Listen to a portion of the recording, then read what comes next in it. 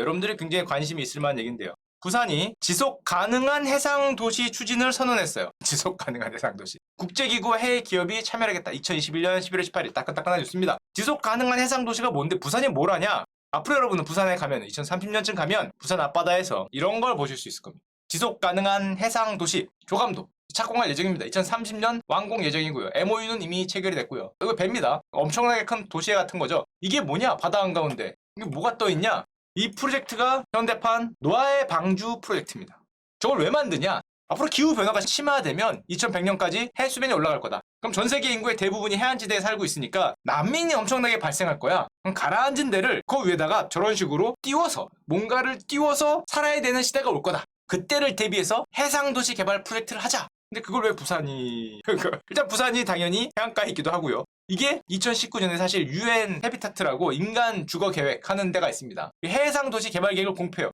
파트너 도시로 미국의 뉴욕, 아랍에미리트 아부다비, 그리고 대한민국의 부산을 선정했어요. 그 다음에 저 아까 보여드린 이 해상도시를 만드는 파트너로 이번에 부산과 손을 잡게 된 거죠. 그래서 부산에 저걸 만드는데 유엔이 만드는 겁니다. 미국의 해상도시 개발 전문기업 오션익스라는 데가 설치를 하고 비용은 유엔에서 부담한다 그래요. 현재까지는 정확치는 않습니다. 아직까지 나온 바에 따르면 기사에 따르면 부산시는 이제 사업 부지하고 인허가 제공하고 바다 제공하고 해야겠죠. 이런 걸 제공한다고 하는데 유엔의 제가 홈페이지를 가봤어요. 가봤더니 활짝 웃고 계시면서 여기 돼 있더라고요. 부산 좋아요 이렇게 돼 있습니다. 여기 있죠. 유엔과 오션익스가 손을 잡고 부산에 빌드하겠다. 빌드 월드's first sustainable floating city. 떠있는 플로팅 시티를 물론 프로토타입입니다. 프로토타입을 부산에 만들기로 했다.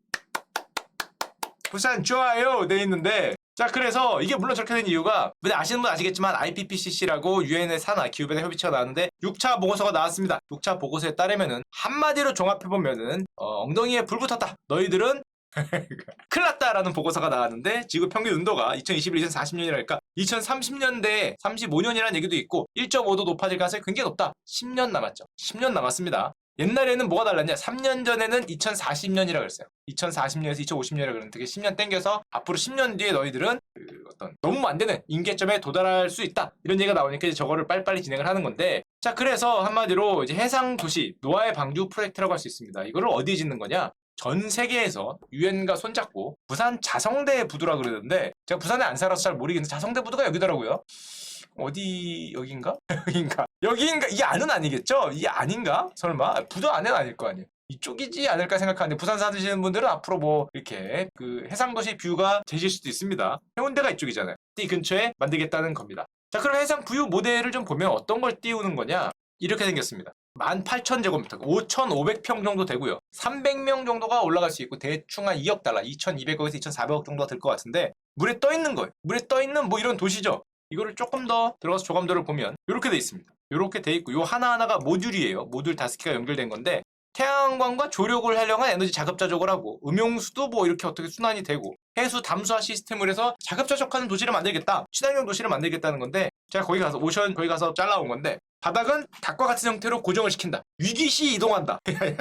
무슨 위기시 이동한다? 어디서 많이 듣던 개념인데 그쵸? 위기시 갑자기 다리를 뽑더니 이게 이동한다는 거죠. 비 하고 태풍 올 것 같으면 다리를 뽑고 이동한 다음에 다리 다시 꽂고 지하는 뭐 바다 목장이라고 하고요. 하여튼 뭐 이렇게 닭 형태로 고정시킨 다음에 이렇게 위에 떠있는 뭐 그런 모습이라고 합니다. 사이사이의 이동은 상상도로 가져오면 공중에 뭐 이런 게 떠다니고요. 드론 같은 게 떠다니고 이런 걸 타고 이제 이동하는 뭐 이런 도시를 꿈꾼다고 하는데 이번에 거기에 설치하는 부유 모델은 맨 왼쪽에 있는 이겁니다. 이렇게 생긴 한 모듈이라고 그래야 되나? 요거를 떠놓는 거. 300명짜리죠. 300명이 들어가는 거고요. 이거를 나중에는 곱하기 6을 붙여서 1600명짜리가 되고요.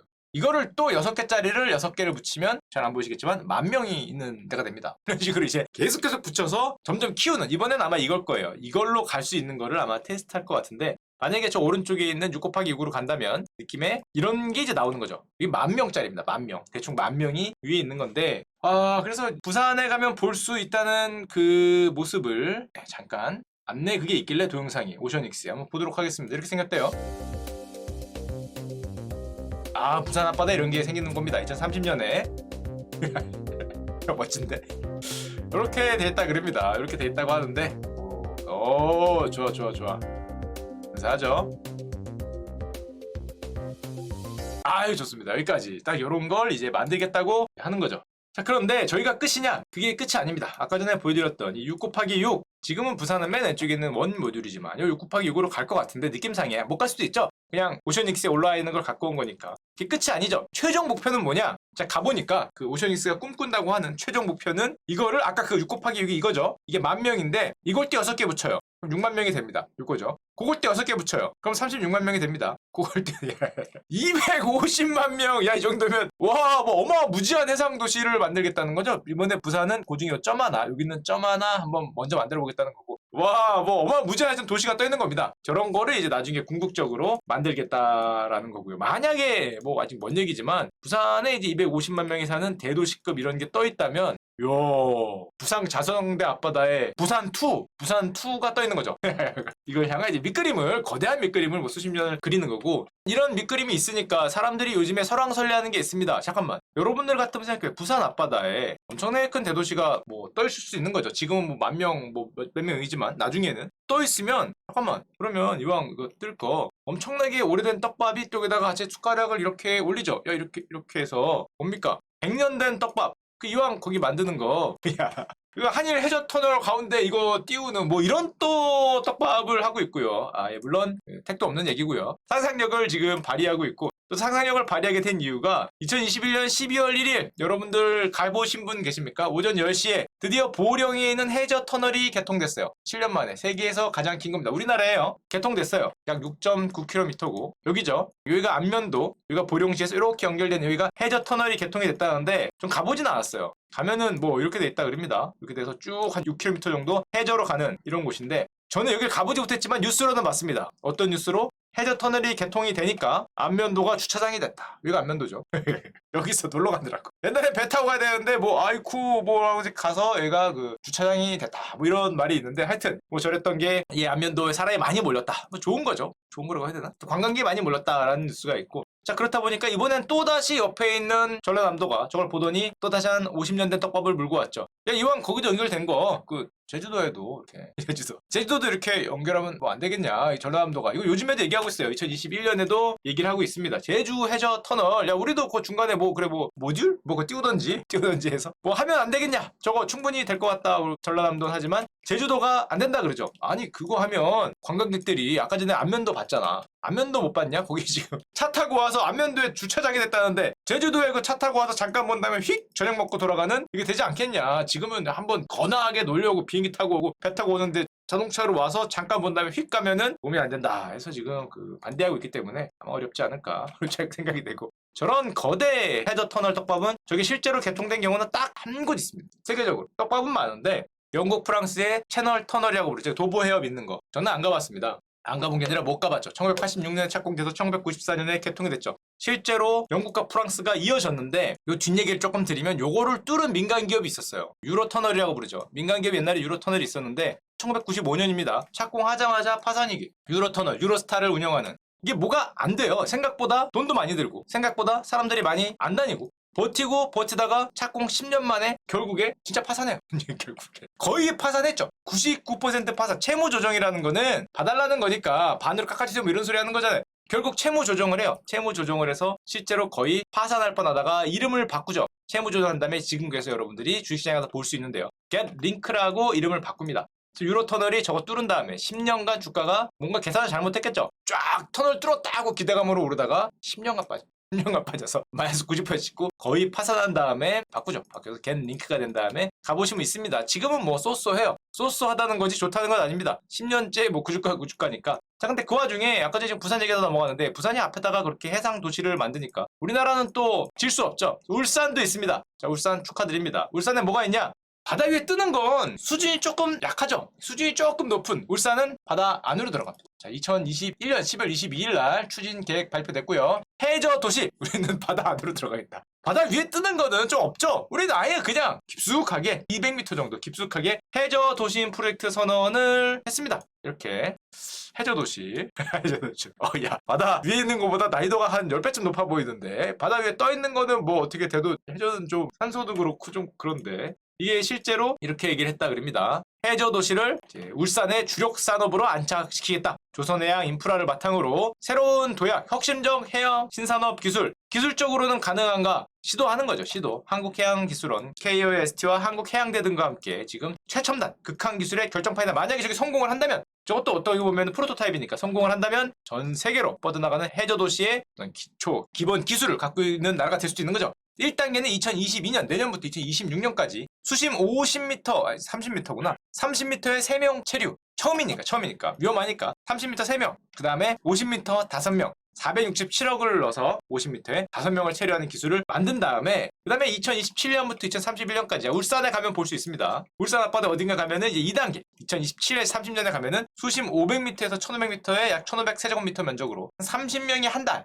뭐 나중에는 이거 닦아도 곱하기 6 곱하기 6도 할 수 있는 거죠. 아까 전에 봤듯이 그것처럼 모듈을 모아서 나중에는 10만 명이 들어갈 수 있는 그 해저도시가 우리나라에 이제 기술을 시작을 하는 거죠. 물론 또 울산이 저렇게 얘기를 하고 부산이 저렇게 얘기를 하면 우리나라 그 지방자치 시대 아닙니까? 질 수 없죠. 그래서 얼마 전에 정말 따끈따끈하게 이 뉴스들을 준비하고 있는데 발표를 하시더라고요. 어쩜 슈카월드 이주제가 나올지 알고 발표하시는 건가 생각을 했습니다. 인천 나와주세요. 자, 인천 참을 수 없죠. 인천 바다 옆에 있는 도시 대명사가 인천인데 어디 니들이 먼저 하냐. 세계 최초의 해저도시 인천에서도 시작합니다. 심포지움 열렸습니다. 심포지움. 지금 뭐가 나온 건 아니고요. 계획이 있다는 거죠. 시작한 건 아니고. 계획을 갖고 있다. 우리 꿈이 원대하다는 거를 일단 보여주는 거. 아직 뭐 시작한 건 아니지만, 자, 우리 원대한 꿈 인천, 울산, 부산 좋습니다. 이렇게 지금 뭐 기후 변화가 온다 그러니까 그런 어떤 해저 도시건 뭐 부양 도시건 하여튼 무슨 도시건 뭐 공중 도시건 우리가 기술을 먼저 갖는 대한민국이 됐으면 좋겠습니다. 자, 우리 부산과 인천 그리고 울산의 원대한 꿈을 알아봤고요. 자, 제가 커뮤니티를 돌아다니다 보니까 또 재밌는 글들이 몇 개 있더라고요. 이런 게 있습니다. 1992년 최저임금이 900원 하던 당시에 현재는 최저임금이 9,160원이죠. 10배입니다. 게임 하나가 39,000원이었다라고 이 커뮤니티에 많이 돌아다니더라고요. 보셨습니까? 1992년에 이제 게임이 얼마나 비쌌냐는 거 신문을 누가 잘라서 커뮤니티에 많이 올렸더라고요. 보시면 최저임금이 900원 하던 시절에 10배입니다. 10배. 지금의 10분의 1이던 시절에 게임 하나가 39,000원. 기억이 납니다. 진짜 옛날에 이랬어요. 옛날에 뭐가 있었지? 삼국지 뭐 아니면 뭐 원숭이 새의 비밀 아니면 뭐 이렇게 비행기 조종하는 거 뭐 이런 것들. 게임 하나가 디스크란 말 오랜만에 쓰네. 플로피 디스크 막 10장짜리 이런 거 있었어요. 막 2만원, 4만원, 6만원 그랬어요. 그 당시에. 와. 그게 물가가 지금보다 92년이니까 30년 전인데 실제로 그랬습니다. 형님들의 기억에 나시겠지만 특히 이런 거 컴퓨터 가격은 기가 막혔죠. 199만원. 지금보다 비싸. 30년 전인데 컴퓨터가 지금보다 비쌉니다. 한 25년 전에. 199만원. 이게 그냥 무난한 거였어요. 이때 당시에 월급이 제 기억에 제가 회사를 다닌 건 아니지만 저희 뭐 삼촌뻘이죠. 삼촌뻘이나 아버지뻘의 월급이 한 연봉이 한 1200? 조금 괜찮은 기업이 초봉이 1000에서 1200 왔다 갔다 했을 거예요. 1500이면 진짜 좋은 데고 90년대 한 중반 정도에. 근데 199만 원이에요. 요즘으로 치면 컴퓨터가 500 하는 거죠. 컴퓨터가 기본적으로. 근데 옛날엔 그랬어요. 옛날에는 한 500 했어요. 물론 요즘에 그래픽카드 값 때문에 좀 이상해지긴 했는데 이게 그리고 그렇게 비싼 컴퓨터가 아니었습니다. 제 기억이 나죠? 왜냐? 저 때 사달라고 그때 썼기 때문에 아이때 기억이 납니다. 아, 죄송해요 아빠. 그땐 몰랐지. 그때는 저 부담이 얼마인지 몰랐는데 1990년대 노트북 보이십니까? 351만 원. 대우 거. 이건 일본 거에서 351만 원이고 대우 거는 268만 원. 이거 곱하기 최소 2 해야죠. 심하면 3 해야 돼. 700짜리. 700짜리. 비싼 건 1000짜리야.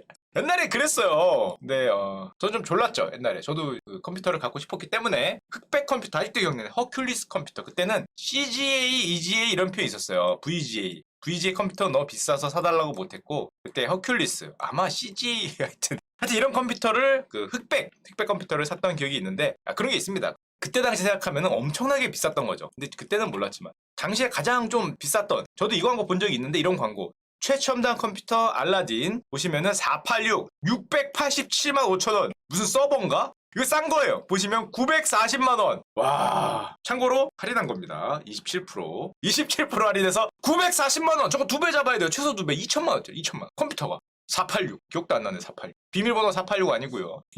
그때는 컴퓨터가 이랬어요. 물론 이렇게 비싼 거는 잘 못 샀고 보통 한 300? 요즘으로 치면 600만원, 700만원 주고 컴퓨터를 사던 시절이었습니다. 컴퓨터만 그랬냐? 다 그런 건 아니지만 특정 품목들이 예를 들면 그 짤에는 이런 거 있더라고요. 1993년에 그랜저와 지금 그랜저가 가격이 비슷하다.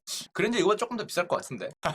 하여튼 가격이 비슷하다. 1997년 나이키 에어조던 농구화가 예를 들면 뭐 13만 원이었다. 그때 보통 그랬죠. 한 10만 원에서 20만 원 사이였어요, 에어조단. 왜냐면 그쵸. 기억은 안 나지만 제가 뭐 그때 당시에 그 나이키를 사보려고 노력을 했기 때문에 저는 참고로 그 리복을 아니 그때는 샤키로닐 뭐 리복 이런 거 있었는데 뭐 그런 걸 사고 다녔지만 그래서 지금 생각해보면 가격이 엄청나게 비싼 거죠. 왜 그랬을까? 물론 모든 게 그런 건 아니죠. 서비스업 가격 엄청나게 올랐고요. 모든 물건이 그런 게 아니라 물건 많이 오른 거 있죠. 무슨 뭐 짜장면 같은 것도 옛날에는 1,000원? 1,200원 그랬는데 요즘엔 7,000원 하죠. 뭐 싸야 5,000원, 비싸면 8,000원. 물론 거기에 서비스 값이 많이 들어가니까 그렇긴 한데 단무지 말고요. 단무지. 서비스라니까 혹시 단무지 서비스 말고 그 사람이 그 서빙하는 거 주거나 그 자리, 임대료 이제 그런 게 많이 들어가니까 그래서 이런 생각을 하죠. 과거에 비해서 제조업 제품들의 가격이 현재까지 굉장히 낮게 유지된 게 사실은 많습니다. 최근 한 20년, 25년 제조업 물가가 낮았어요. 왜냐? 이유가 있죠. 여러 가지 이유가 있는데 2001년도에 중국이 WTO를 가입합니다. 예전에 한번 보여드렸죠. WTO를 가입하면서 드디어 세계 무역경제에 편입이 됐어요.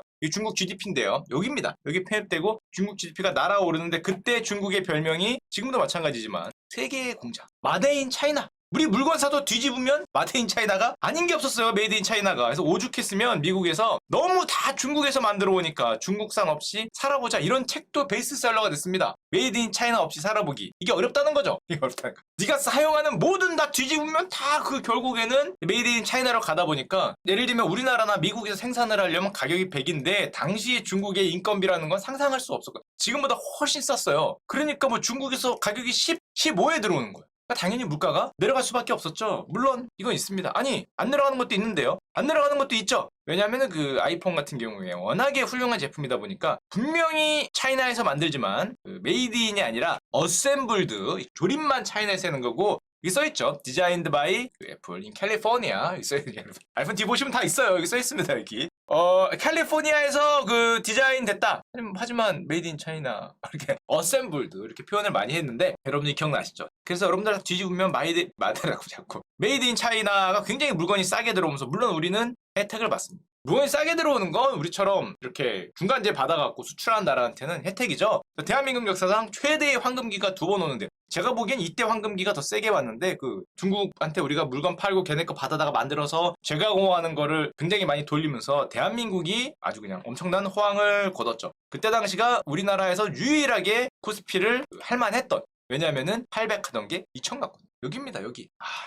저때 주식을 했어야 되는데 뭘 사도 되던 때입니다. 뭘 사도 되던 때. 저때 우리나라 아버지 어머니들이 다 주식 뭘 사도 됐다가 물론 그랬다가 마지막 2008년에 엄청난 한 방을 맞고 문제가 생겼지만 대한민국 역사상 주식 역사상은 거의 최호황기에 가까웠던 800에서 2000 가는 중. 걱정하지 마십시오. 여러분들은 3차 호황기에 있습니다. 믿기지 않겠지만 여기가 1차 호황, 2차 호황, 여러분들은 3차 호황. 하여튼 이제 그랬었던 거죠. 그래서 중국산 물건이 엄청나게 수입이 되면서 돈 많이들 버셨죠?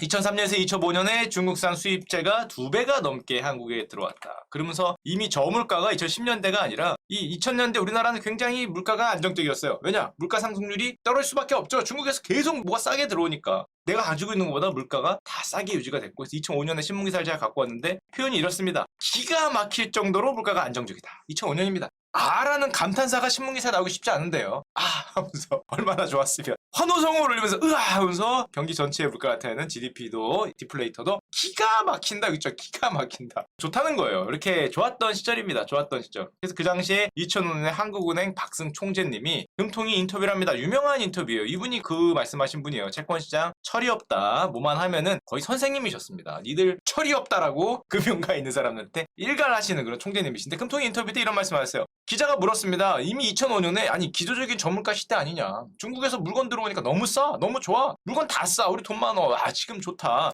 통화당국 이제 역할을 바꾸거나 근원물가 목표 수준 낮춰야 되는 거 아니냐 그랬더니 지금은 위장된 물가 안정이다. 우리 내부에서 스스로 해낸 게 아니라 중국의 저임금 자꾸 그게 외부에서 뭐가 자꾸 들어와서 외부적인 영향이지 우리나라 그 내재적인 저물가가 아니다 이러면서 그 유명한 미꾸라지 물가론이라는 거를 말씀하셨습니다. 이 미꾸라지 물가는 뭐냐? 이게 좀 없어 보이는 단어지만 무려 금융통화위원회 그 인터뷰에서 공식적으로 나온 말이에요. 총재님이 갑자기 추어탕을 좋아하셨나 봅니다. 추어탕을 예로 들면서 내가 추어탕을 아무리 먹어도 우리나라에선 추어탕 가격이 안 오르더라. 왜냐? 미꾸라지가 중국에서 계속 들어온다. 그러니까 수요 측에서 내가 먹는 건 수요잖아요. 수요 측에서 물가를 아무리 올리려고 엄청 써대도 공급을 싸게 해버리니까 물가가 오르지 않는다. 그래서 2000년대를 좌지우지했던 우리나라 물가론이 미꾸라지 물가론입니다. 이런 게 있었어요. 근데 미국도 똑같았어요.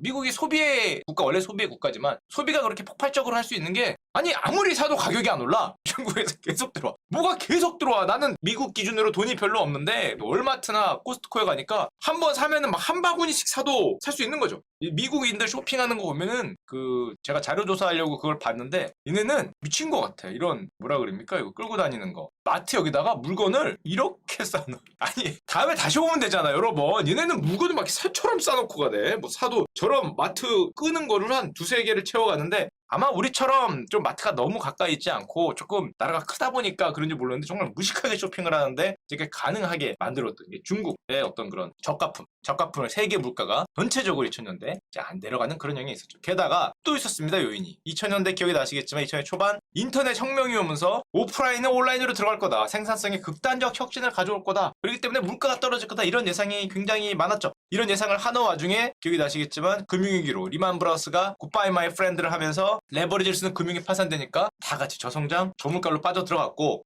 이러고 2010년 중에서 또 기억이 나시겠지만 벌써 옛날 일이 됐네요. 2014년 미국발 공급 충격. 아까는 중국발이었잖아요. 중국발 저가품 공급 충격이 왔는데 이번엔 미국발 공급 충격이 왔는데 이건 또 셰일가스가 왔어요. 셰일가스의 양이 미쳤죠. 전 세계 최고의 원유 생산국으로 되면서 셰일가스를 파보니까 무슨 나라만큼 텍사스를 땅을 파면은 그 아래 셰일가스의 나라가 있다. 사우디아라비아가 거기 들어있더라. 뭐 이런 소문이 나면서 미국발 공급 충격, 셰일가스 혁명이 일어났는데 이게 2014년입니다. 얼마 안 됐어요. 한 5, 6년 전에. 그래서 사우디하고 러시아가 그걸 보고 가만히 있다가 아니 우리가 좌지우지할 건데 미국이 뛰어들어서 좌지우지한다고 해서 치킨 게임을 시작하죠. 유가 치킨 게임. 기억나시죠? 사우디가. 셰일 기업들 죽이겠다고 유가를 내리는 치킨 게임을 하죠. 그래갖고 유가가 2010년대 중반에 폭포수처럼 빠집니다. 여기죠. 여기다가 이렇게 드라마틱하게 빠진 게 세계 역사에 많이 없는데 이거 리만 때 한 번 있었고 두 번째로 빠지는데 저 치킨 게임 때 빠져갖고 실제로 셰일 기업들이 어려움을 겪었지만 문제는 빈대졌다가 자기네 집이 탈 뻔했죠. 사우디가 탈 뻔했습니다. 그래서 사우디가 재정이 뭐 맛이 갔네 안 갔네 사우디가 디폴트 나네 사우디 채권 날라가요 하던 때가 이제 저 때고요. 그러다가 물론 이런 상황이 최근에는 180도 바뀌었죠. 왜냐?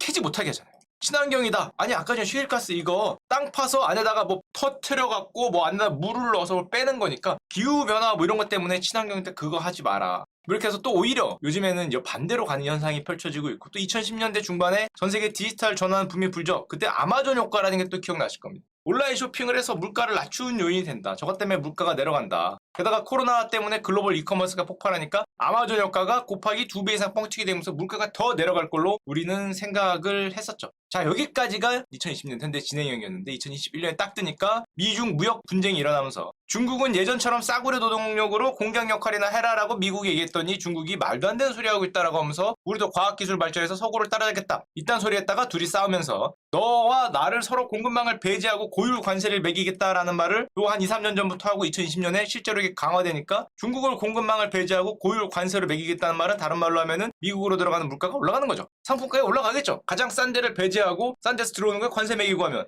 미국은 물가가 올라가고요. 요즘 또 갑자기는 아니죠. 몇 년 전부터 있었지만 친환경 물결이 펴면서 원유 석탄가스 함부로 퍼쓰지 말자. 골드만삭스는 2년 내 원유가 $100 이상 간다. 요즘 레포트가 쏟아지잖아요. $100가 아니라 $120다 얘야 뭐 이런 말도 나오는데 불과 몇 년 사이에 180도 유가 전망이 바뀐 겁니다. 이 한 2, 3년 전에는 유가 전망 막 20불, 30불 막 그렇게 얘기했던 데가 갑자기 180도 바뀌면서 게다가 코로나가 습격하니까 돈은 풀죠. 공급망은 부족하고 화끈한 도풍이 나니까 돈을 푸니까 맨날 얘기했듯이 어떻게 됐냐? 이번에 2021년 드디어 현재로 돌아왔습니다. 12월 10일 날 미국 소비자 물가가 나왔는데 6.9%가 나왔어요. YOY입니다. 미국 CPI가 그런 결과 저런 많은 걸 지나온 결과 과거에는 이렇게 눌렸던 소비자 물가가 6.9% 거의 40년 만에 최고치가 나오면서 12월 FOMC에서 발표를 했죠. 미국이 내년 기준금리 인상 3번이 가능하다. 3번 얘기를 하고 있습니다. 3번. 원래는 한 번 또는 2번이었는데 이게 3번을 얘기했고 심지어 테이퍼링 이 돈을 줄이는 거는 화끈하게 줄이겠다. 2배 속도로 가속화를 하겠다.